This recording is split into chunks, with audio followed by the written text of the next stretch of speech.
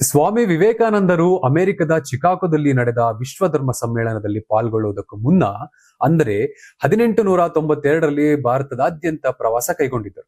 ಆ ಐತಿಹಾಸಿಕ ಪ್ರವಾಸದಲ್ಲಿ ಕರ್ನಾಟಕದ ಸಾಂಸ್ಕೃತಿಕ ನಗರಿ ಮೈಸೂರು ಕೂಡ ಪ್ರಮುಖ ಸ್ಥಾನ ಪಡೆದಿತ್ತು. ಸ್ವಾಮಿ ವಿವೇಕಾನಂದರ ಮೈಸೂರು ಭೇಟಿಗೆ ಈಗ ಬರೋಬ್ಬರಿ 134 ವರ್ಷಗಳು ತುಂಬುತ್ತಿವೆ. ಈ ಮಹತ್ವದ ಸಂದರ್ಭದಲ್ಲಿ ಅವರು ತಂಗಿದ್ದ ಮೈಸೂರಿನ ಅದೇ ಪವಿತ್ರ ಸ್ಥಳದಲ್ಲಿ ಇಂದು ಭವ್ಯವಾದ ಸ್ವಾಮಿ ವಿವೇಕಾನಂದ ಸಾಂಸ್ಕೃತಿಕ ಯುವ ಕೇಂದ್ರ ವಿವೇಕ ಸ್ಮಾರಕ ತಲೆ ಎತ್ತಿ ನಿಂತಿದೆ. 1892ರ ನವೆಂಬರ್ನಲ್ಲಿ ಸ್ವಾಮಿ ವಿವೇಕಾನಂದರು ಮೈಸೂರಿಗೆ ಆಗಮಿಸಿ 2-3 ವಾರಗಳ ಕಾಲ ಉಳಿದುಕೊಂಡಿದ್ದರು.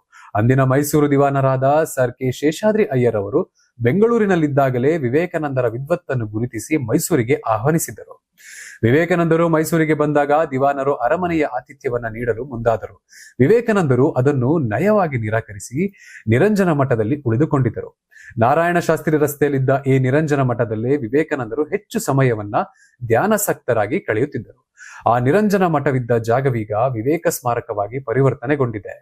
ಸರ್ಕಾರವು ಈ ಜಾಗವನ್ನ ಶ್ರೀರಾಮಕೃಷ್ಣ ಆಶ್ರಮಕ್ಕೆ ಹಸ್ತಾಂತರಿಸಿದ್ದು ಇಂದು ಅಲ್ಲಿ ಭವ್ಯ ಕಟ್ಟಡ ನಿರ್ಮಾಣವಾಗಿದೆ. ಈ ನೂತನ ವಿವೇಕ ಸ್ಮಾರಕವು ಕೇವಲ ಒಂದು ಕಟ್ಟಡವಲ್ಲ, ಅದು ಯುವ ಜನರಿಗೆ ಪ್ರೇರಣೆಯ ಕೇಂದ್ರವಾಗಿದೆ. ಇಲ್ಲಿ ಸುಮಾರು 700 ಮಂದಿ ಕುಳಿತುಕೊಳ್ಳಬಹುದಾದ ಸುಸಜ್ಜಿತ ಆಂಫಿ ಥಿಯೇಟರ್, ವಿವೇಕಾನಂದರ ಜೀವನ ಮತ್ತು ಸಂದೇಶಗಳನ್ನ ಬಿಂಬಿಸುವ ಎಕ್ಸ್ಪೀರಿಯನ್ಸ್ ಥಿಯೇಟರ್, ಅತ್ಯಾಧುನಿಕ ಗ್ರಂಥಾಲಯ, ತರಗತಿ ಕೋಣೆಗಳು ಮತ್ತು ಧ್ಯಾನ ಮಂದಿರಗಳಿವೆ. ಇದಲ್ಲದೆ ಯುವ ಜನರಿಗೆ ಜೀವನ ಕೌಶಲ್ಯಗಳು, ವ್ಯಕ್ತಿತ್ವ ವಿಕಾಸನ, ಕಂಪ್ಯೂಟರ್ ತರಬೇತಿ, ಸ್ಪರ್ಧಾತ್ಮಕ ಪರೀಕ್ಷೆಗಳ ತಯಾರಿ, ಇಂಗ್ಲಿಷ್ ಸಂವಹನ ಕೌಶಲ್ಯ ಮತ್ತು ಸಾಂಸ್ಕೃತಿಕ ಅರಿವು ಮೂಡಿಸುವ ವಿವಿಧ ತರಬೇತಿಯ ಯೋಜನೆಗಳನ್ನು ಈ ಕೇಂದ್ರದಲ್ಲಿ ಆಯೋಜಿಸಲಾಗುವುದು.